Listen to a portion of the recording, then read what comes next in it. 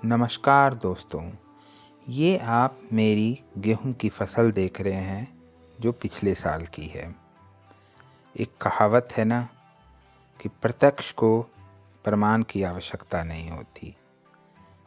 ये फसल देख के आपको अंदाज़ा लग गया होगा कि इसकी पैदावार कितनी हुई होगी और ये फसल कैसी है देखने में, इसकी बालियाँ ये सब आपको दिख रहा होगा। और इस फसल में मैंने nitrogen, potash, phosphorus, phosphate, sulphate, magnesium, iron, manganese, zinc, boron, copper, calcium कुछ भी नहीं दिया है। ये जो आप हर जगह वीडियो देखते हैं कि ये दे दीजिए, ये कर दीजिए तो बहुत अच्छी पैदा हो जाएगी। अगर आप सब कुछ दे ही देंगे तो पैदा क्या होगा और आपको क्या बचेगा?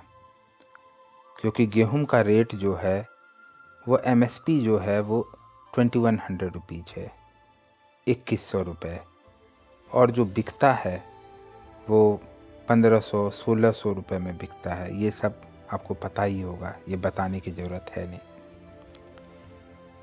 तो आप अगर इतना खर्च कर देंगे तो आपको बचेगा क्या? आपको सोचना ये है। ये जो अब आप फसल देख रहे हैं ये मेरी इस साल की फसल है।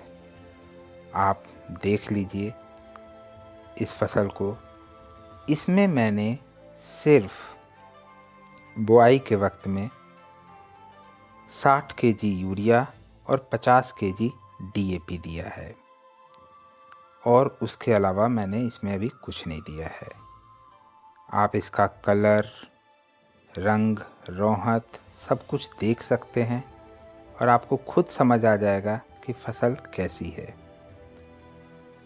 मैं खेत में विजिट करने के लिए गया था कि क्या इसको अब पानी दिया जाए या नहीं दिया जाए, पानी देने की अवस्था में पहुंचा है कि नहीं।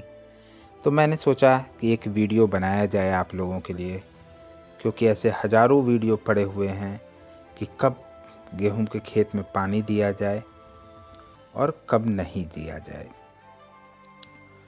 और हर जगह ये बात बताई गई है कि कहीं पे कि आपको 18 दिन में पानी दे देना है, कोई कहता है 25 दिन पे पानी दे देना है, कोई कहता है 30 दिन पे पानी दे देना है, कोई कहता है कि सितंबर में आप लगाए हैं तो इस वक्त आप पानी दे दीजिए, कोई कहता है दिसंबर में लगाए हैं तो इस वक्त पानी दे दीजिए।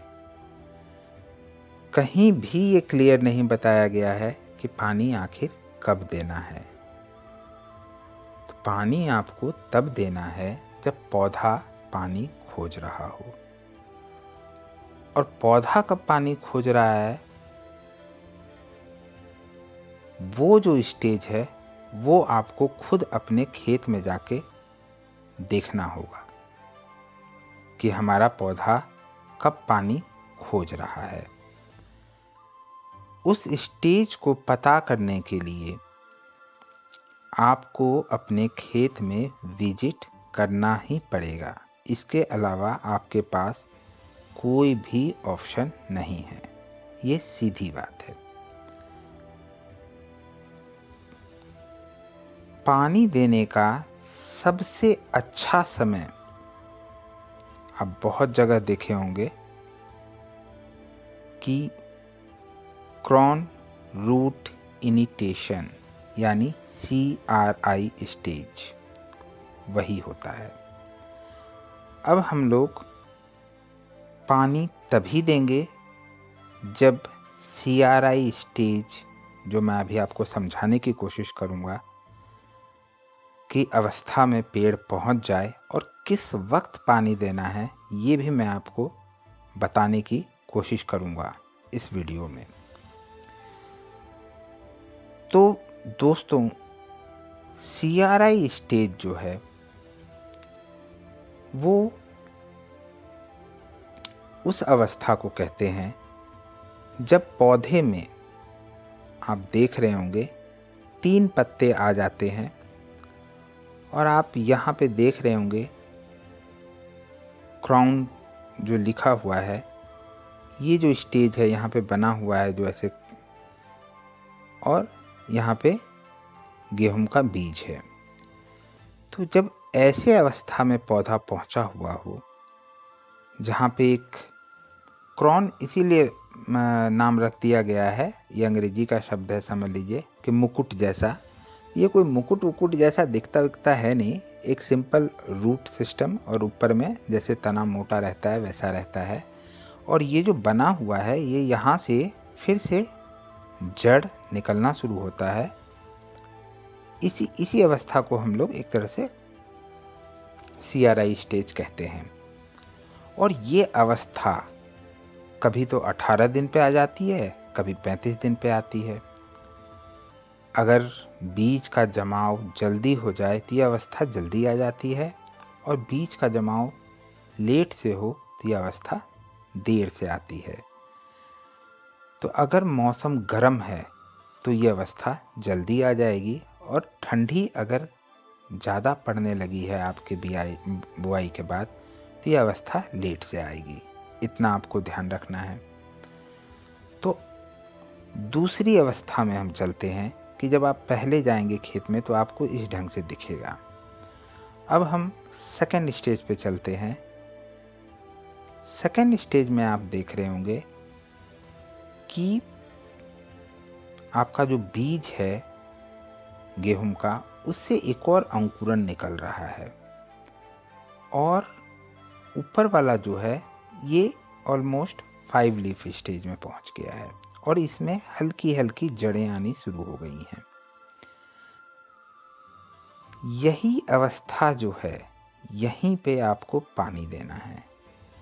आपको अपने खेत में जाना है, देखना है। ये अवस्था अगर 35 दिन पे आए, ये अवस्था अगर 12 दिन पे आए, ये अवस्था अगर 22 दिन पे आपको दिखे, आप पानी दे दीजिए। सीधा सा फॉर्मूला है, इसमें कोई रॉकेट साइंस नहीं है। आपको ये अवस्था देखना है अपने प्लांट का, और आपको पानी दे देना है। हम तीसरी स्लाइड में चलते हैं कि आखिर पानी देने के बाद और क्यों अभी पानी देने के लिए कहा जाता है। ये सारे इमेज मुझे गूगल पे ही मिले थे और मैंने खोज के ये लगा दिया है। कोई मैंने यह बनाया नहीं है आप लोगों के लिए, ऐसे आपको ढेरों इमेज मिल जाएंगे, बस समझने की देरी है। तो आप तीसरे इमेज में देख रहे होंगे कि सीड्स के बाद एक टीलर है इस साइड में, और उसके बाद जो आप CRI स्टेज वाला जो देखे थे, यहाँ पे देखिए रूट्स, जो 4 रूट्स आपको दिख रहे हैं। एक जगह बहुत सारे रूट्स दिख रहे हैं, ये मेन वाला है आपका। लेकिन ये जो ऊपर उठ के आया हुआ है, और यहाँ पे आप जो 4 रूट्स देख रहे हैं, एक्चुअली में इसी के लिए आपको यहाँ पे पानी, इस वक्त पौधे को बहुत ज़रूरत होती है बहुत सारे टीलर्स निकालने के लिए, अंकुरन करने के लिए।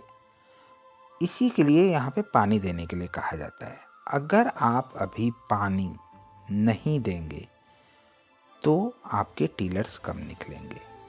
सीधी सी बात है, पौधे को अगर पूरा पानी नहीं मिलेगा, खाना नहीं मिलेगा, तो वो अपने कम टीलर्स निकालेगा।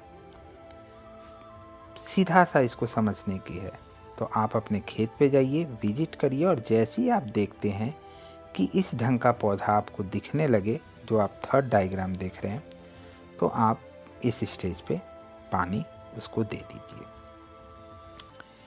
ये तो हो गया पानी देने के बाद। पानी देते वक्त भी आपको 2-3 चीज़ों की सावधानी रखनी है, और सिर्फ आप उतना सा सावधानी रखेंगे तो आप 1 से 2 क्विंटल एकड़ मिनिमम आप पैदा बढ़ा देंगे। ना आपके पौधे पीले होंगे, ना आपके पौधे दबेंगे, कुछ भी नहीं होगा। आपको कोई दिक्कत नहीं आएगी, बस आपको थोड़ा सा ध्यान देना है। तो सबसे पहले जो आप खाद देंगे पानी देते वक्त, वो खाद हमेशा बाद में देना है। पहली चीज़ ये गांठ बांध लीजिए। दूसरी चीज़, पानी देते वक्त आप अपने खेत को अच्छा से जान रहे होंगे कि आपका खेत कैसा है। बलुआही मिट्टी है, दोमट मिट्टी है, बहुत सारी मिट्टियां हैं भारत में। पानी विशेषकर आपको ये ध्यान देना है कि पानी उसमें कितने देर तक रुक सकता है। तो आप उस पे अगर पिछले साल भी खेती किए होंगे और भी किए होंगे तो आपको पता होगा कि कितना पानी देने के बाद ये कितने देर तक ठहरता है। आपको अपने खेत में 6 से 8 घंटे से ज़्यादा पानी नहीं ठहरने देना है। ये बात आप गांठ बांध लीजिए, क्योंकि आप ज़्यादा पानी देते हैं, मिट्टी बैठ जाती है, ऑक्सीजन अंदर जा नहीं पाता है और आपकी फसल पीली हो जाती है। उसके बाद आप जिंक दे रहे हैं, पीजीआर दे रहे हैं, बहुत कुछ आप सागरिका उठा के दे रहे हैं। तो कोई दुकान वाला आपको कौन सा पीजीआर बेच रहा है, सब देते जा रहे होंगे, लेकिन आप देखते होंगे कोई फ़र्क नहीं पड़ता है, क्योंकि पौधे को ऑक्सीजन ही नहीं मिल रहा है। सीधा सा इसमें केमिस्ट्री है, इसमें कोई रॉकेट साइंस तो है नहीं। तो आपको ये ध्यान देना है कि जब आप पानी दे रहे हैं अपने खेत में, कहीं पानी जमा नहीं हो, इस स्थिति में जमा नहीं हो कि वो 1-2 दिन वहाँ पे रुक जाए। मैक्सिमम पानी आपका जो है खेत सोख ले 5 से 6 घंटा बहुत है। ज़्यादा पानी देने से ये भी दिक्कत है कि आपने जो पहले खाद दिया था वो सारे खाद धरती के अंदर चले जाएंगे, बहुत नीचे में, और पौधे को मिलेगा ही नहीं। ये भी आप ध्यान रख लीजिएगा। ऐसा नहीं होता है कि आप ज़्यादा पानी दे देते हैं तो आपको लगता है कि भाई मेरा फसल पीला क्यों हो रहा है। उसके पीछे ये भी रीज़न है कि सारे खाद आपके नीचे, धरती के नीचे चले गए। तो इन चीज़ों को आपको बहुत ध्यान देना है कि पानी सिर्फ 5 से 6 घंटा आपके खेत में रहना चाहिए। अगर आपका पानी दोमट मिट्टी है जो बहुत पानी सोखता है, बहुत उसमें नमी रहती है नीचे में, तो आप उसके अनुसार से ही हल्का पानी देते जाइए। अगर बलुआही मिट्टी है तो आप उसके अनुसार से देखिए। सिंपल सा आपको ये चीज़ ध्यान रखना है कि पानी आपके गेहूं के खेत में 4 से 5 घंटा से ज़्यादा नहीं रुके किसी भी हालत में। ये तो हो गई पहली बात। दूसरी बात हमको ये ध्यान देना है कि खाद हमेशा पानी के बाद देना है। अब देखिए, इसमें भी बहुत सारी प्रॉब्लम्स हैं लोगों के पास कि जब पानी दे देते हैं तो हमारी मिट्टी में पाँव चलते हैं तो उससे पेड़ बिगड़ जाते हैं। बहुत सारे ऐसे रीज़न हैं। पानी आप जब देते हैं तो उसके बाद खेत को इस लायक होने दीजिए कि आपका पाँव नहीं धंसे, और उसके बाद आप पानी दे दीजिए, ये खाद दे दीजिए। सीधा सा इसका उपाय है। लेकिन आप अगर पहले खाद देते हैं और आप पानी देते हैं तो यूरिया तो आपका 50 से 60% उड़ जाता है और बाकी नीचे धरती के चले जाता है, बिल्कुल नीचे। मुश्किल से आपको 5 से 6% मिलता है। डीएपी आपको पता ही होगा कि सिर्फ 30% डीएपी यूज होता है अगर आप सही ढंग से उसको दे रहे हैं। अगर आप इस तरीके से देंगे तो वो आपको 20-30% आपके पेड़ को मिलेगा। तो आपका पेड़ पीला मुरझाएगा नहीं, बढ़ेगा नहीं। ऐसा नहीं होगा तो और क्या होगा। तो गलती आप कर रहे हैं। आप बहुत ज़्यादा मात्रा में खाद दे रहे हैं, फिर भी आप ये गलतियां कर रहे हैं। तो ये 2 चीज़ आपने अगर कर लिया तो आपने बहुत ज़्यादा अपना बचत कर लिया, बहुत ज़्यादा प्रॉफिट हो गया। और जो मैंने शुरू में आपको बोला था कि ये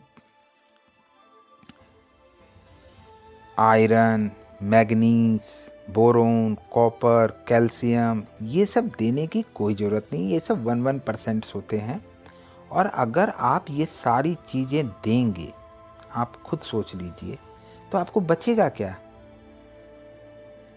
आप अगर ऐसे ही देते रहे झूठ मूठ का, तो आपको कुछ नहीं बचत होगा। और फाइनली क्या होगा कि आप अपनी ज़मीन बेच के किसी ठेकेदार के पास, ये जो अमीर सेठ हैं, इनके पास जाके आप उनकी नौकरी करने लगेंगे, या मेट्रोपॉलिटन सिटी में आप ठेला या बोरा उठा रहे होंगे, है ना।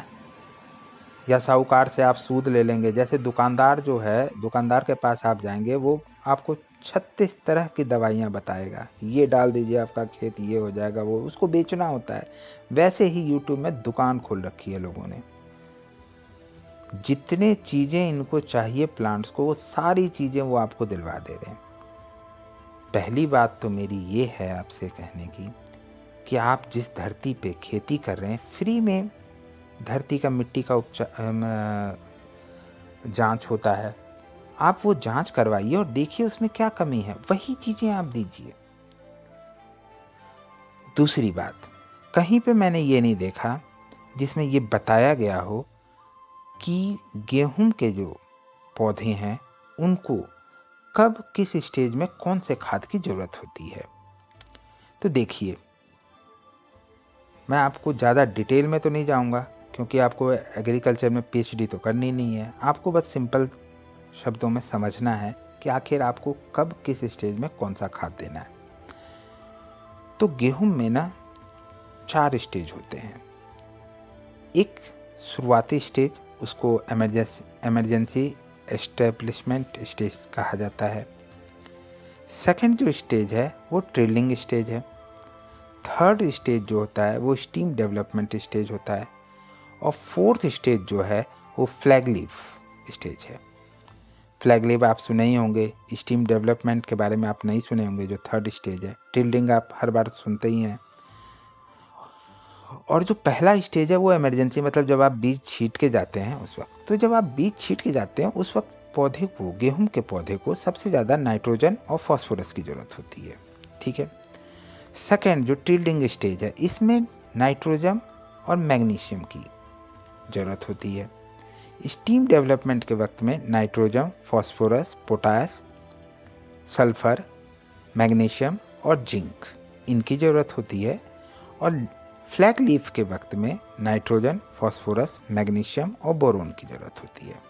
देखिए, बोरोन 1% की ज़रूरत होती है सिर्फ, ठीक है। और Mg जो है उसकी मात्रा कुछ अब कम होगी, पहले बहुत मात्रा में थी। और Mg कोई महंगा खाद भी नहीं है। बोरोन आपको देने की ज़रूरत नहीं है।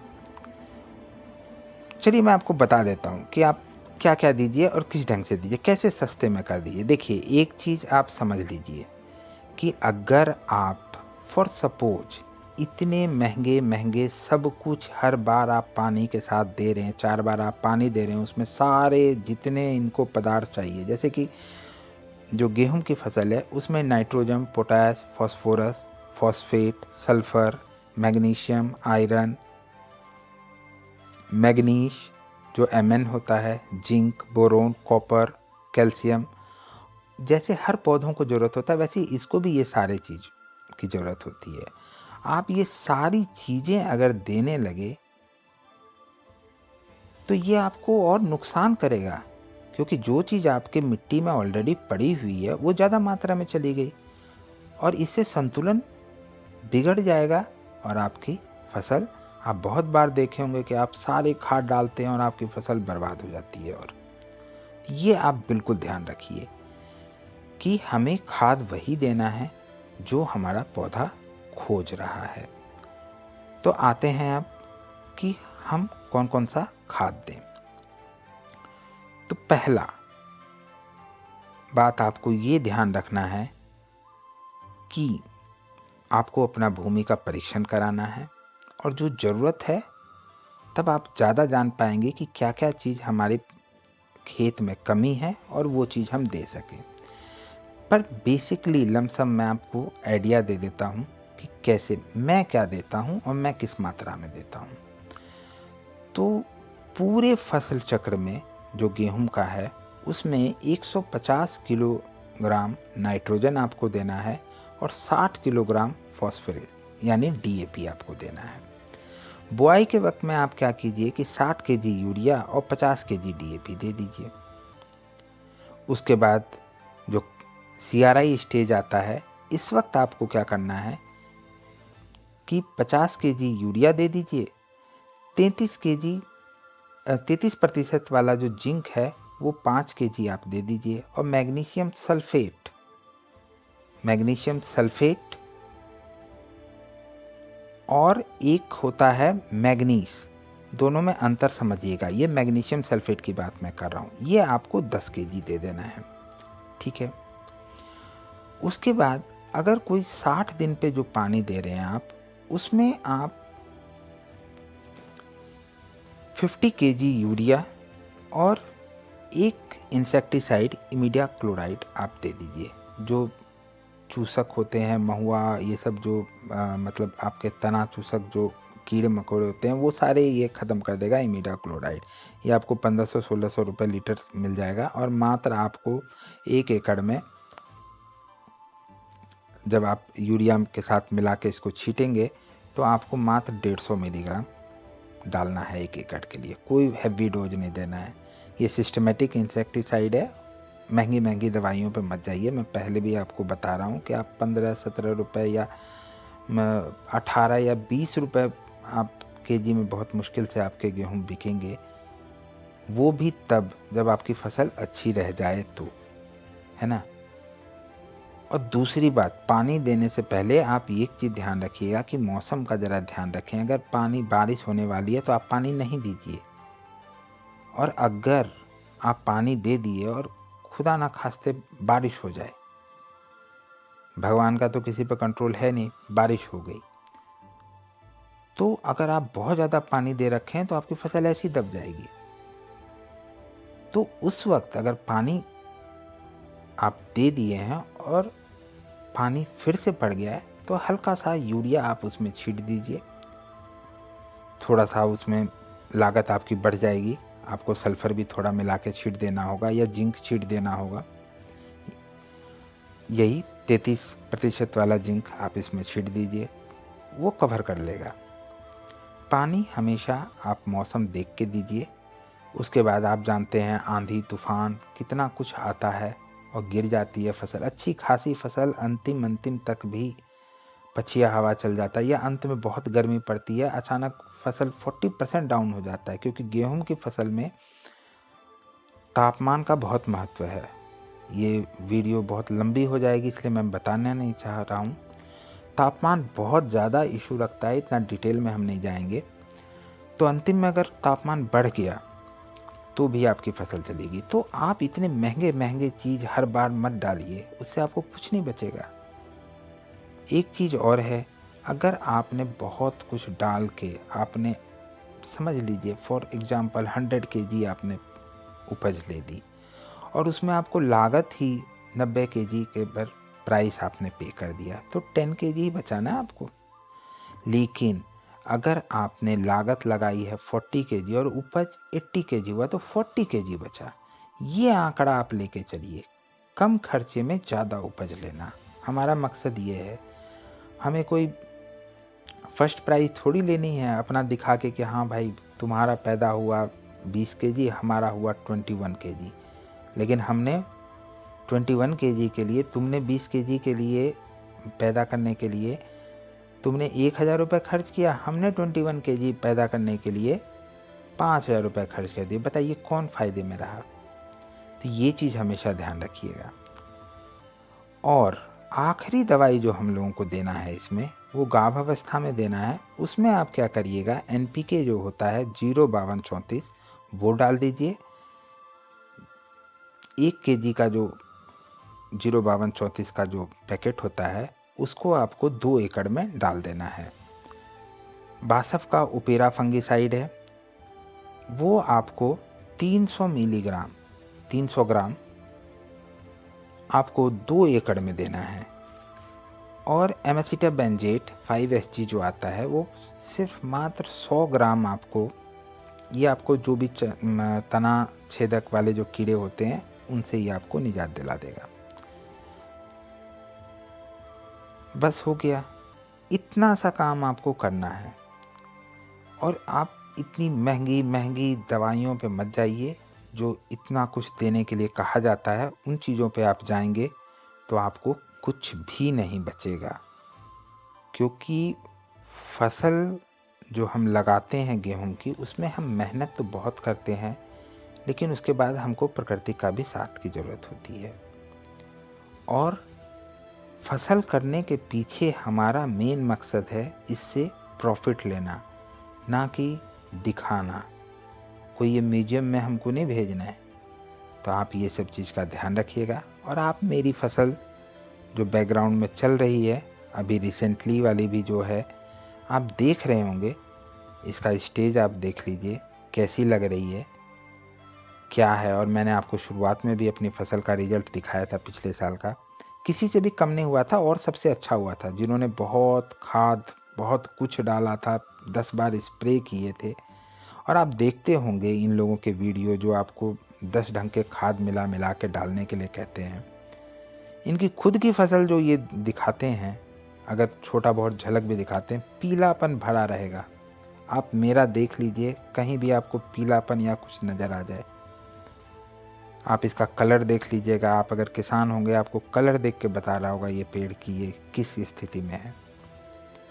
और आगे भी मैं आपको दिखाऊंगा, या आप मेरा पिछले साल का ही जो मैंने स्टार्टिंग में वीडियो लगाया उसकी आप कलर और सब कुछ देख लीजिएगा। यही चीज़ें मैंने दी हैं।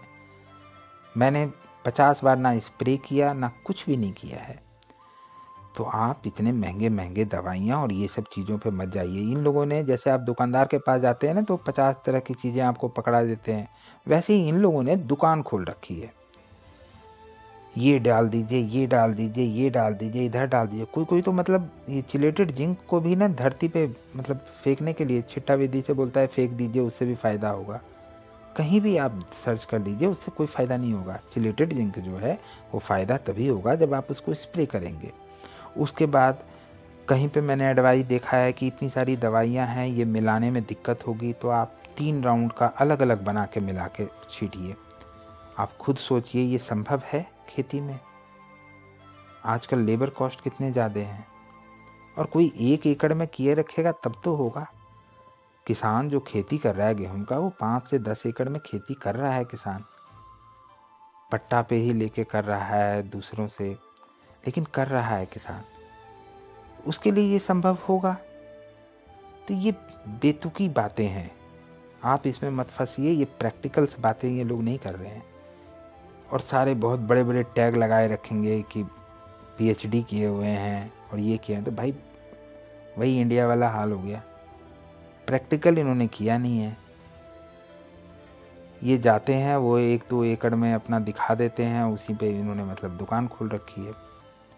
तो इससे बचिए। आपको क्या बचेगा? आपको कुछ नहीं बचेगा। ये आप डालते जाएंगे तो आपको कुछ नहीं बचेगा। जो चीज़ें ज़रूरत हैं, सबसे पहले तो आप अपने खेत का जांच करवाइए और देखिए उसमें क्या कमी है। और जो रिसर्च पेपर पड़े हुए हैं कि ये खाद देने हैं इस मात्रा में, उसी के अनुपात दीजिए अगर कमी होती है तो। कोई ये नहीं कह रहा कि मेरे ही अनुसार आप दीजिए, वो चीज़ें दीजिए बस आप। जो मैं दे रहा हूँ, जो मैंने पहले अपने फादर से सीखे हैं, वही चीज़ें मैं आपको बता रहा हूँ। और बहुत अच्छी फसल होती है। मैं आपको दिखाते जाऊँगा कि फसल टॉप क्लास की फसल होगी, हाईएस्ट यील्ड होगा, सब कुछ होगा। और ये फालतू के आप ना टॉनिक्स उठा उठा के मत देते जाइए। सिर्फ कुछ अच्छे टॉनिक्स हैं जो प्लांट्स हार्मोन्स हैं, मैं उनके बारे में भी वीडियोज़ बनाऊंगा, वो आप देखिएगा। लेकिन ऐसे ही आप दे रहे हैं, बायोविटा दे रहा है, कोई इधर दे रहा है, उस सब से कुछ नहीं होगा। और बहुत जगह तो मैंने देखा है कि बायो जो माइकोराइजा जो होता है, इसको भी बोला जाता है ना कि इसको भी डाल दीजिए, और किसके साथ? क्लोरो के साथ मिला के फेंक दीजिए। उन गधों को ये नहीं बताया भाई माइकोराइजा जो है वो जिंदे कीटाणु है, वो तो मर जाएंगे। मतलब कुछ भी बोला जा रहा है, कुछ भी बेचा जा रहा है। आप सावधान रहें इससे, आप बच के रहें। और जो आपके पौधों को ज़रूरत है वही दीजिए। कृषि वैज्ञानिक हैं, अगर वो नहीं मिलते हैं तो आप देखिए, खुद समझिए। आप पुराने जो खेती कर रहे हैं आपके बगल में, उनसे जानिए। इन चीज़ों में पते, अगर आप ये 16-17 प्रकार के खाद अगर देने लगे हर बार, तो कुछ नहीं बचेगा। और उसके बाद भी, ये सब देने के बाद भी, अगर मौसम आपका साथ नहीं दिया, जैसे यूपी में देखिए कितना पानी पड़ा था इस बार की जो फसल थी सब डूब गई, फिर क्या बचेगा आपके पास? तो इसके लिए जो मैंने आपको बताया है कि पानी देने का कौन सा स्टेज है, पानी कैसे देना है, खाद कैसे देना है, ये सब मैं करते आया हूँ। और ये जो आप खेती देख रहे हैं मेरी, ये टोटल मिला के पिछले बार मैंने 23 एकड़ में की थी और इस बार 45 एकड़ में ये खेती है गेहूं की। मेरे लिए संभव नहीं है, इसलिए मैंने ये वीडियो बनाया है कि मेरे लिए संभव नहीं है कि मैं एक राउंड में 3 लॉट में अलग अलग खाद को मिलाऊं और उसको फिर मैं मजदूरों से छिटवाऊं, और ये किसी के लिए भी संभव। और उसके बाद फिर मैं एक स्प्रे भी करूं ऊपर से एक राउंड में। अगर मैं ऐसे करने लगा तो 4 राउंड हो गए एक बार में। तो अगर मैं 4 बार देने के लिए जाऊंगा, 4, 8, 12, 16, 16 राउंड मुझे दवाई देनी पड़ेगी। क्या लेबर कॉस्ट पड़ेगा? 500 रुपये पर डे के हिसाब से कम में तो लेबर आजकल मिलते नहीं हैं। बहुत मिन्नतें करो तो उतने रेट पे मिलेंगे आपको लेबर। तो आप खुद सोच लीजिए। और उसके बाद आपके इतने सारे ये खाद, फर्टिलाइजर और इनके दाम पड़ेंगे आपको, क्या बचेगा? तो आप ध्यान रखिएगा ये सब चीज़ का। कॉस्टिंग बहुत मायने रखता है खेती में, और सही समय पे सही चीज़ देना बहुत ज़्यादा मायने रखता है। ये 2 चीज़ आपको ध्यान रखना है। आपका पौधा जब जो चीज़ खोजे वही दीजिए। मैं ये नहीं कह रहा कि आप बचत कीजिए, मैं ये कह रहा हूँ कि आपका पौधा जब जो चीज़ खोजे वो देखिए। और बहुत जगह शिकायत होती है कि गेहूं में पीलापन आ गया पानी देने के बाद। उसका मेन रीज़न है आप ज़्यादा पानी दे देते हैं। ऑक्सीजन धरती में नहीं जा पाता है, उसके कारण से वो हो जाता है। अगर वैसा हो तो आपको बस सीधा सा करना है, सल्फ़र और जिंक 2 चीज़ इसमें दे दीजिए नाइट्रोजन के साथ मिला के। आपकी फसल ठीक हो जाएगी, जितनी होनी होगी ठीक हो जाएगी, इतनी गारंटी है। इसके अलावा इससे अच्छा रिजल्ट कोई नहीं देगा। उसके अलावा आप अगर पीजीआर और बहुत महंगे महंगे टॉनिक्स कुछ भी दे देंगे, कोई फ़ायदा नहीं। ये जितना अच्छा रिजल्ट देगा कोई नहीं देगा। और दूसरी बात, हम ऐसा काम करें क्यों? हम क्यों ज़्यादा पानी दें खेत को? पानी ज़्यादा देने से, देखिए मैं फिर से आपको बताता हूँ, पानी ज़्यादा देने से पानी नीचे ही जाएगा ना, धरती के नीचे ही जाएगा। पानी तो ऊपर ग्रेविटी को फेल करके ऊपर नहीं चला जाएगा, नीचे जाएगा। तो अगर पानी नीचे जाएगा तो जो भी आपके खनिज ऊपर में है, जो आपने खाद दिए हुए हैं फर्स्ट राउंड में, वो सारे नीचे जाएंगे। सीधा सा सोचने की बात है। तो हल्का पानी दीजिए, आप हमेशा हल्का पानी दीजिए। हल्का पानी देने से, और वैसे भी अभी देखिए ठंडी आ रही है, धूप बहुत कम निकलती है, ऐसे भी। और गेहूं की फसल पूरी खेत को ढक लेगी। जब खेत पूरा ढक जाएगा तो फिर वाष्पीकरण होगा ही नहीं, तो पानी खत्म कैसे होगा, है ना? तो सोचिए ये सब चीज़ आपको भी सोचना पड़ेगा। अगर आप ये सब चक्कर में फंसेंगे, ये दे दीजिए, ये दे दीजिए, ये दे दीजिए, वो, तो कुछ नहीं बचेगा, या नहीं बचता होगा, या मुझे लगता है कोई इतना कुछ देता भी नहीं होगा। और अगर देते होंगे तो वो 2 साल के बाद खेती नहीं करते होंगे, खेत बेच के कहीं लेबर का काम कर रहे होंगे। तो बचिए इन लोगों से, जो चीज़ प्रैक्टिकल है वो करिए। इसी के लिए मैंने ये वीडियो बनाया था।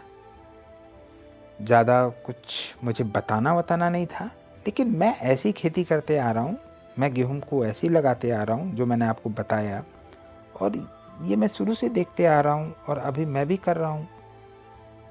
तो मैं भी इसको 10-15 साल से कर रहा हूँ, कुछ नहीं, बहुत अच्छे रिजल्ट आते हैं। आप भी ऐसे करिए, आपको फ़ायदे होंगे। ये झूठ मूठ के टॉनिक्स और जितने भी पदार्थ हैं वो सारे दे देने से आपको फसल बहुत अच्छी नहीं हो जाएगी, बिल्कुल भी अच्छी नहीं होगी और ख़राब हो जाएगी। तो इन चीज़ों से दूरी बनाइए। बहुत बहुत धन्यवाद आपको मेरा वीडियो देखने के लिए, बहुत बहुत शुक्रिया।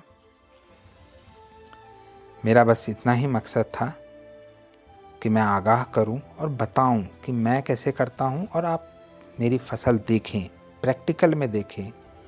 क्योंकि बहुत जगह आपने देखा होगा कि वो जो दिखा रहे हैं उसमें भी उनकी भी फसल पूरी बर्बाद हो रखी है, उनकी पीली हो रखी है फसल, कहीं पानी जम गया है, कोई समझ ही नहीं आ रहा है, उसी पे वो आपको ज्ञान बांट रहे हैं। अरे पहले अपनी फसल तो अच्छी कर लो, फिर ज्ञान बांटो। दिखाओ अपनी फसल कैसी हुई।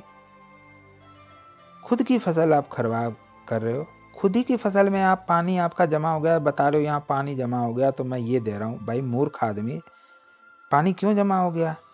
फिर अगर पानी जमा ही हो गया तुम्हारे खेत में, अगर तुमने पानी पटवाने में जमा ही कर दिया तो तुम ज्ञान क्यों बांट रहे हो आके यहाँ पे? अगर ऊपर से बारिश होके हुई होती तो फिर ठीक है। तो आप लोग भी सोचिए।